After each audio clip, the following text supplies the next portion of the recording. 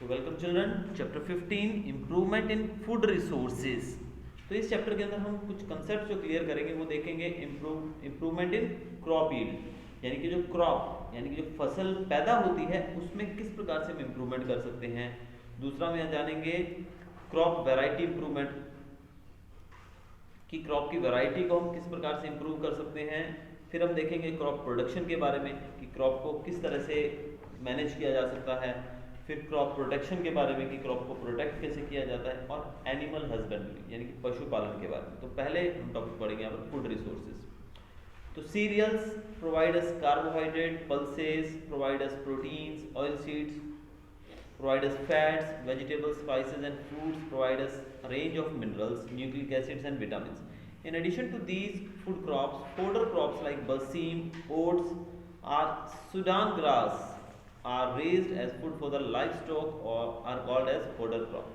अब यहाँ पर आप देखेंगे कि फूड रिसोर्सेज मतलब कि हम खाना जो खाते हैं वो क्या क्या चीज़ें, आपको पता है हम सीरियल्स खाते हैं।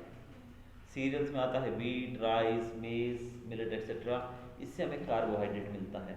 पल्सेस से हमको प्रोटीन मिलता है, ऑयल सीड से हमको फैट मिलता है, वेजिटेबल्स, स्पाइसेस और फ्रूट्स खाते हैं तो उससे हमें अलग अलग तरह के मिनरल्स मिलते हैं, साथ में न्यूक्लिक एसिड और विटामिन भी मिलते हैं।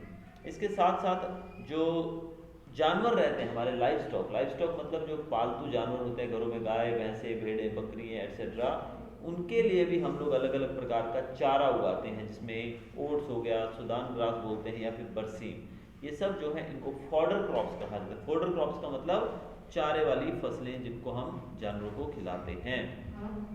Got it?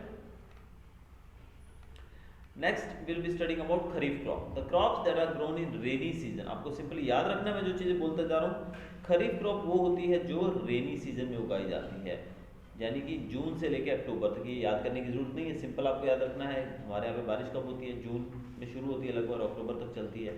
तो जून से अक्टूबर के महीने में जो उगाई जाती है उसको बोलते हैं खरीफ क्रॉप, यानी कि रेनी सीजन वाली crop. Example paddy, soybean, pigeon pea and maize, example एक एक दो याद करने हैं। राबी क्रॉप वो होती है जो विंटर सीजन में उगाई जाती है। अब विंटर सीजन हमारे भारत में कब होता है आपको पता है? नवंबर से लेकर अप्रैल तक का, अभी विंटर ही चल रहा है। ठीक है, एग्जाम्पल दो तीन इसके भी याद रखने हैं। जब आप देखते हो कि ठंड के टाइम में आप कभी पंजाब साइड जाते हो तो एकदम खेत जो है पीले पीले दिखाई देते हैं, वो सरसों होती है, गेहूँ उगा होता है एक्सेट्रा। नाउ आगे आप इन दोनों के बीच में डिफरेंस भी पूछा जा सकता है एग्जाम के अंदर, differentiate between kharif crops and rabi crops. तो डिफरेंस में भी आप दोनों बता सकते हैं। एक तो आपको बताना है कि वो कब होती हैं, रेनी सीजन में और एक विंटर सीजन। दूसरा किस मंथ से किस मंथ तक होती है, 2 पॉइंट हो गए। तीसरे पॉइंट में एक एक एग्जाम्पल लिख सकते हो, 3 पॉइंट हो जाएंगे। आगे हम देखेंगे ग्रीन रेवोल्यूशन के बारे में। अब जब हम आज़ाद हुए थे ना 1947 में, तब हमारे पास बिल्कुल भी अनाज इतना ज़्यादा नहीं था, सीरियल्स, फूड ग्रेन्स इतने नहीं थे कि हम पूरे देश का पेट पाल सकें। यानी कि उस समय बीच में कई बार अगर बाढ़ आ जाती, ज़्यादा बारिश के कारण, तो फसलें बर्बाद हो जाती थी, या फिर सूखा पड़ जाता था, ड्रॉट, जिस कारण से फसलें बर्बाद हो जाती थी, तो हमारे खाने के वादे हो जाते, यानी कि हज़ारों की संख्या में लोग भूख के मारे मर जाते थे। वो तब की बात है 1947 के आसपास। लेकिन आज हम पूरे तरीके से सेल्फ डिपेंडेंट हैं और हम इतनी सारी ग्रेन्स उगाते हैं कि हम एक्सपोर्ट भी करते हैं। तो ये पॉसिबल हुआ बिकॉज ऑफ ग्रीन रेवोल्यूशन। अब ग्रीन रेवोल्यूशन क्या है? Food supplies are generally as protein, carbohydrate, fats, minerals, nucleic acid and vitamins. अब फूड सप्लाईज की बात करें तो हमें protein, carbohydrate, vitamins, nucleic acid, minerals, ये सब चीज़ें चाहिए। ठीक है, तो भारतीय पॉपुलेशन बढ़ने के साथ साथ हमारी जो डिमांड थी वो बढ़ने लगी। तो ग्रीन रेवोल्यूशन का मतलब फूड ग्रेन्स की प्रोडक्शन में बढ़ोतरी होनी। वो बढ़ोतरी कैसे हुई? Because of green revolution. तो ग्रीन रेवोल्यूशन मतलब जो हमारी फसलें जो हैं वो और ज़्यादा, उसमें प्रोडक्शन में बहुत ज़्यादा बढ़ोतरी, इसी को ग्रीन रेवोल्यूशन कहते हैं। लेकिन एग्जैक्टली ग्रीन रेवोल्यूशन क्या है, वो हुआ कैसे? अब वो चीज़ क्या है वो मैं थोड़ा सा आपको बताता हूँ। कि आपको पता है कि पहले हम खेती करते थे बैल का उपयोग करके जोतते थे खेत को, प्लॉइंग करते थे। फिर बोने के लिए हमारे पास बीज जो थे वो भी सिंपल बीज होते थे। फिर उसको बोने के बाद अगर फसल जो है उसमें कीड़े लग गए तो मर जाएगी, फसल ख़राब हो जाएगी। ठीक है, उसके साथ साथ पानी की कमी हो गई, पानी नहीं है, बारिश नहीं हुई ढंग से, तो भी हमारी फसल ख़राब हो गई। फिर अगर ज़मीन उपजाऊ नहीं है तो भी फसल ख़राब हो गई। उसके बाद कटाई हम करते थे, काटने के बाद हमने खेत में रखी है फसल, और कभी कभी बारिश होगी तो पड़ी फसल पकी पकाई ख़राब हो जाएगी। तो बहुत सारी समस्याएं थी। लेकिन आज की बात करें ग्रीन रेवोल्यूशन क्या है मैं वो बता रहा हूँ। तो ग्रीन रेवोल्यूशन के अंतर्गत इन सब चीज़ों में सुधार हुआ है। आज आप फसल उगाने से पहले ज़मीन का टेस्टिंग करके पता लगा सकते हो कि उसके अंदर किस मिनरल की कमी है, और वो मिनरल केमिकल फर्टिलाइजर के रूप में उसमें ऐड कर सकते हो।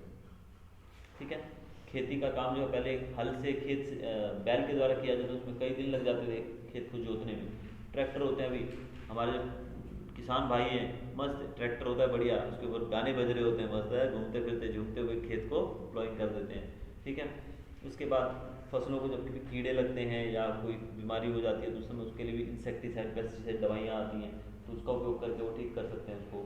फिर अगर उनको कभी जब फसल की कटाई करनी है, जैसे पहले बड़ी बड़ी खराब, अभी क्या है कि बड़ी बड़ी कंबाइनिंग मशीन आती है, कंबाइन मशीन बड़ी सारी पता है आगे घूमने वाला पहिया सा होता है आगे, वो एक बार में ऐसे लंबा उधर जाएगी, दूसरी बार वापस आएगी, इतने में तो खेत साफ। और उसमें होता क्या है, उसमें भूसा अलग हो जाता है और गेहूँ अलग हो जाता है। बस आप अपने ट्रैक्टर में भरो और मंडी में जाकर बेच दो। भूसा है उसको घर ले जाना है या किसी को बेचना है वो तुरंत बेच दो, यानी कि बहुत क्विक टाइम हो गया है। तो ये है ग्रीन रेवोल्यूशन, तो इसी के कारण से पैदावार बढ़ गई है। अब आगे हम देखेंगे सस्टेनेबल प्रैक्टिसेस के बारे में। सस्टेनेबल प्रैक्टिसेस क्या होती हैं? For sustained livelihood one should undertake mixed farming, intercropping and integrated farming practices. For example, combining agriculture with livestock, poultry, fisheries and beekeeping. The major activities for improving crop yield can be classified as crop varietal improvement, crop production improvement, crop protection improvement. अब sustainable practice मतलब कि जीवित रहने के लिए हमें क्या करना होगा, वो प्रैक्टिसेस जो हमें जीवित रहने का मतलब कि भाई अगर आप खाना पीना नहीं मिलेगा तो हम तो मर ही जाएंगे। तो हम इस प्रकार से क्या कौन सा काम करें जिससे हम प्रॉपर्ली जीवित रहे। मतलब कोई भी चीज़ को हम बहुत ज़्यादा यूज़ कर लेंगे तो आने वाली जनरेशन को नहीं मिलेगी, भले हम तो यूज़ करेंगे लेकिन आने वाले को नहीं मिलेगी। ठीक है, तो इस तरीके से कम हम एक बात तो देख रहे हैं ना कि भाई नुकसान तो मानव जाति का है ना। अब हम लोग बहुत कुछ यूज़ कर रहे हैं, चलो ठीक है, लेकिन आने वाले लोग जो हैं वो नहीं कर पाएंगे, फिर जीवन खत्म हो जाएगा पृथ्वी से। तो इसमें बताया गया है कि जो क्रॉप हम फसल उगाते हैं उनको अलग अलग तरीके से एक दूसरे का जोड़ देना। देखो आप कंटिन्यूस फसल उगाते रहोगे एक ही, तो ऑब्वियसली जैसे आप एक ही सब्जेक्ट 8 पीरियड होते हैं आपके स्कूल में, तो 8 के 8 पीरियड एक ही सब्जेक्ट पढ़ोगे तो कैसा होगा, पागल नहीं हो जाओगे। उसी प्रकार आपका माइंड डल हो जाएगा, इसीलिए आपका जो टाइम टेबल बनता है वो इस तरीके से बनता है, Hindi, English, math, Gujarati, science, फिर गेम्स, फिर लाइब्रेरी, फिर पीटी। तो इस गेम्स इन पीरियड्स की वजह से आप क्या बिजी रहते हो, आपको अच्छा लगता है। कुछ बच्चे होते हैं वो तो स्कूल जिस दिन पीटी का पीरियड गेम्स पीरियड होता है उस दिन तो जरूर स्कूल जाते हैं, क्योंकि तो वो खुशी होती है उनके अंदर, तो वो चीज़ है। तो वैसे ही यहाँ पर जो फसलें हैं वो भी अगर हम रोज़ एक ही फसल ज़मीन में उगाते रहेंगे हर साल हर 6 महीने में, तो वो फसल जो है वो भी वहाँ पे उग के बोर हो जाएगी, वो ज़मीन बोर हो जाएगी उसको उगा के, तो वो प्रॉपरली रिस्पॉन्ड नहीं करेगी। बोर होने का मतलब उसके अंदर किसी ना किसी न्यूट्रिएंट की कमी हो जाएगी।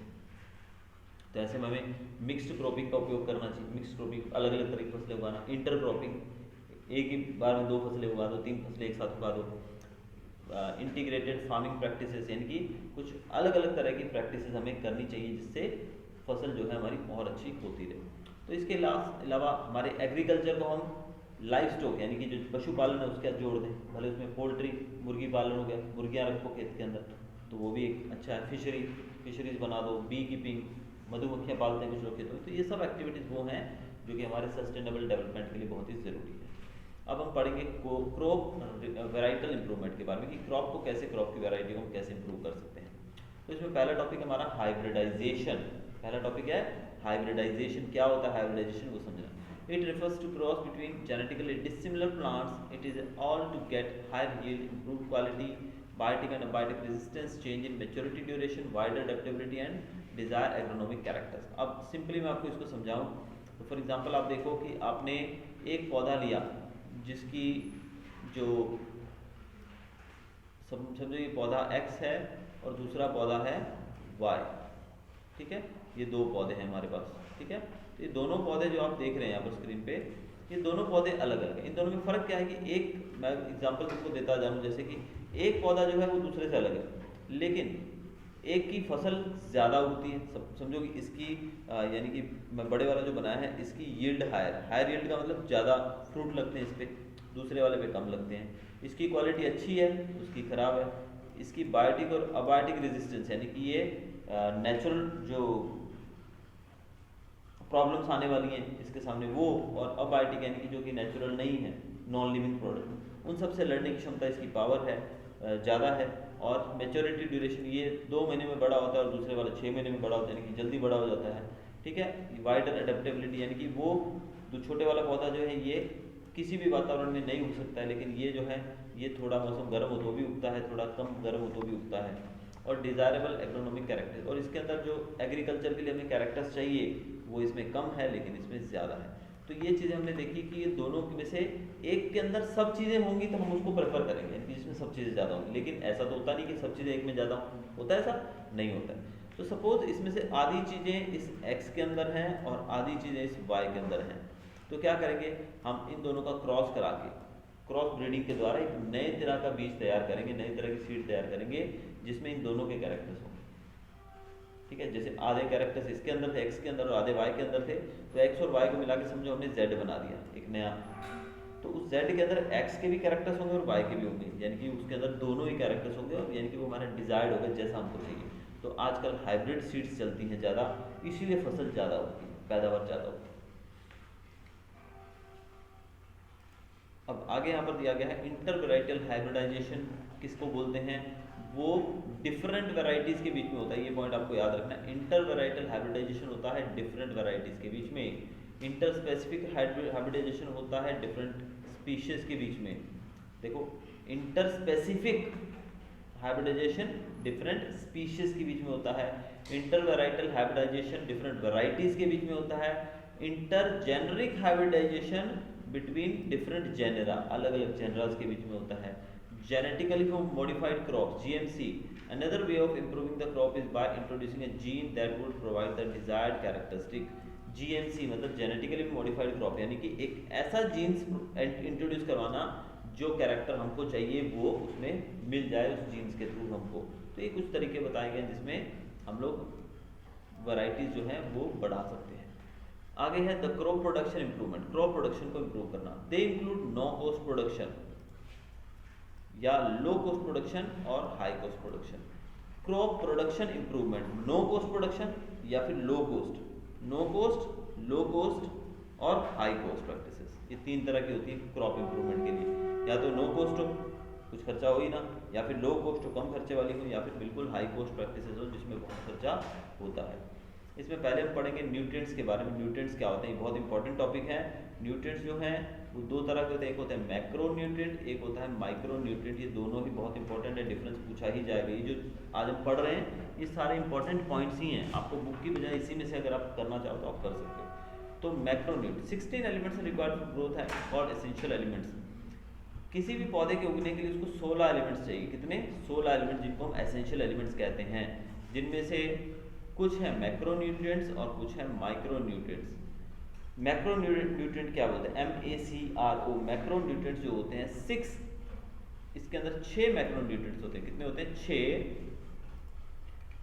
And are required in larger quantity, और ये बहुत ज़्यादा मात्रा में चाहिए। अब आपको दोनों में डिफरेंस पता लग जाएगा कि मैक्रो न्यूट्रिएंट 6 एलिमेंट्स होते हैं जो ज़्यादा क्वांटिटी में चाहिए, लेकिन माइक्रो न्यूट्रिएंट्स जो होते हैं वो 7 एलिमेंट्स होते हैं जो कम क्वांटिटी में चाहिए। मैक्रो मतलब ज़्यादा, माइक्रो मतलब कम। टोटल होते हैं 16। 16 में से 3 होते हैं कार्बन, ऑक्सीजन और हाइड्रोजन। ये 3, ऑक्सीजन, कार्बन और हाइड्रोजन, ये प्रकृति से मिलता है एटमॉस्फेयर से। लेकिन इसके अलावा 3 हो गए तो बचे कितने? 16 में से 3 गए तो 13 बचे।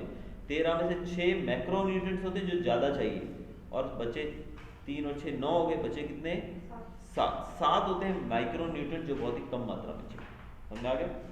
एग्जाम्पल के तौर पे nitrogen, phosphorus, calcium, potassium, magnesium, sulphur etcetera. और माइक्रो न्यूट्रिएंट के examples iron, manganese, boron, zinc, copper, molybdenum, chlorine etcetera. ये हमने दोनों के एग्जांपल्स देख लिए। अब हम पढ़ेंगे मैन्योर और फर्टिलाइजर के बारे में। मैन्योर क्या होता है और फर्टिलाइजर क्या होता है? Manure is prepared by decomposition of animal excreta and plant waste is called humus. It decides the texture of the soil. Compost, farm waste, cow dung etc. Vermicompost, compost prepared by using earthworm. Manure किसको बोलते हैं? Manure जो कि animal excreta, यानी कि animals का जो excreta होता है, वेस्ट जो होता है, जो एनिमल्स होते हैं, गाय का गोबर हो गया, इस तरह की कोई भी चीज़ होगी, इनसे जो बनता है उसको हम बोलते हैं मैन्योर। इसमें प्लांट वेस्ट भी आ जाते हैं, पत्ते हो गए, प्लांट्स की कोई पार्ट हो गया, इन सबको हम बोलते हैं ह्यूमस मिलकर, और ये इससे जो बनाया जाता है उसको बोलते हैं मैन्योर, खाद एक तरह से, नेचुरल फर्टिलाइजर बोल सकते हैं। इसमें होता है कंपोस्ट और वर्मी कंपोस्ट, दो तरह का होता है, एक होता है कंपोस्ट, एक होता है वर्मी कंपोस्ट। कंपोस्ट वो होता है जिसमें काव डंग और फार्म वेस्ट को यूज़ किया जाता है, काव डंग और फार्म वेस्ट। वर्मी कंपोस्ट वो होता है जिसको अर्थवॉर्म की मदद से बनाया जाता है, किसकी मदद से, अर्थवॉर्म्स की मदद से, ठीक है। तो मैन्योर हमने पढ़ा क्या होता है, जो कि एनिमल वेस्ट और प्लांट वेस्ट से बनता है, उसको बोलते हैं मैन्योर। और मैन्योर में एक होता है कंपोस्ट, एक वर्मी कंपोस्ट। वर्मी कंपोस्ट जो कि अर्थवॉर्म की मदद से बनाया जाता है, और कंपोस्ट जो कि फार्म वेस्ट और काव डंग से बनाया जाता है। वहीं फर्टिलाइजर की बात करें, फर्टिलाइजर जो है दे आर कमर्शियली प्रोड्यूस्ड, इनको कमर्शियली यानी कि फैक्ट्रीज में बनते हैं। मैन्योर कहाँ बनता है, वो नेचुरली बनाया जा सकता है, लेकिन फर्टिलाइजर जो है हमको फैक्ट्रीज में बनाना पड़ता है। Excess fertilisers destroy the soil fertility, ज़्यादा फर्टिलाइजर का यूज़ करने से सॉइल की फर्टिलिटी खत्म हो जाती है। Organic farming, no use of chemical. Organic farming क्या है, जिसके अंदर हम लोग केमिकल्स का यूज़ नहीं करते हैं, उसको बोलते हैं ऑर्गेनिक। ऑर्गेनिक मतलब without the use of fertilisers.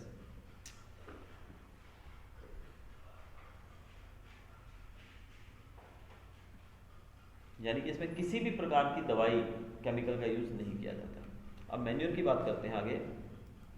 Manure जो है वो चीप होता है और घरों में और खेतों में आसानी से बनाया जा सकता है गांव के अंदर, लेकिन फर्टिलाइजर जो है वो बहुत कॉस्टली होता है और उसको फैक्ट्रीज में बनाया जाता है। जो मैन्योर है वो बहुत मात्रा में मिल सकता है आपको, क्योंकि गांव के अंदर गोबर वोबर तो खूब होता है, गाय भैंसे होती है घरों में तो, लेकिन जो फर्टिलाइजर है वो खुला नहीं मिलता है और बहुत ही ज़्यादा हाईली कंसनट्रेटेड होता है, यानी केमिकल होता है totally. It is inconvenient to store, transport and handle. अब आप अगर मैन्योर की बात करो तो उसको आप स्टोर नहीं कर सकते हो और एक जगह से दूसरी जगह भी नहीं ले जा सकते हो, जबकि फर्टिलाइजर को स्टोर करना आसान है, बोरियों में डाल के, ट्रकों में डाल के आप आसानी से एक जगह से दूसरी जगह ले जा सकते हो। तो दोनों की अपनी अपनी जगहों पर खासियत है।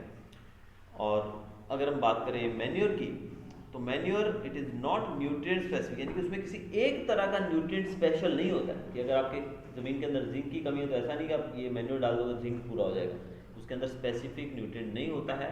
लेकिन अगर आप केमिकल फर्टिलाइजर लेने जाते हो तो वहाँ पर आपको नाइट्रोजन चाहिए, फॉस्फोरस चाहिए, पोटेशियम चाहिए, क्या चाहिए वो सब मिल जाएगा, यानी कि एक ही तरह का मिल सकता है, लेकिन मैन्योर में एक चीज़ नहीं मिलेगी।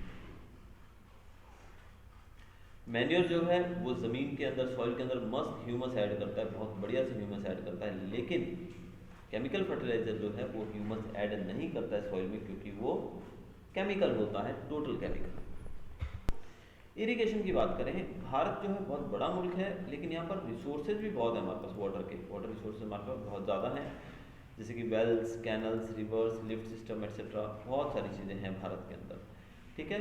तो ग्राउंड वाटर लेवल जो है उसको भी बढ़ाना यहाँ पर आसान है, क्योंकि ज़मीन के नीचे जो पानी है वो भी आसानी से बढ़ सकता है। और water flowing away to the sea, water जो सी की तरफ जो बढ़ता है पानी, बारिश होती है तो बारिश में नदियों कहाँ जाके मिलती हैं, नदियाँ सी को, समंदर में मिलती हैं, और समंदर में मिलकर वो खारा हो जाता है पानी। लेकिन अगर हम उनको स्टोर करें या रोक दें तो वो सारा पानी हमारे लिए यूज़ में आ सकता है। Planning to reduce soil halogen,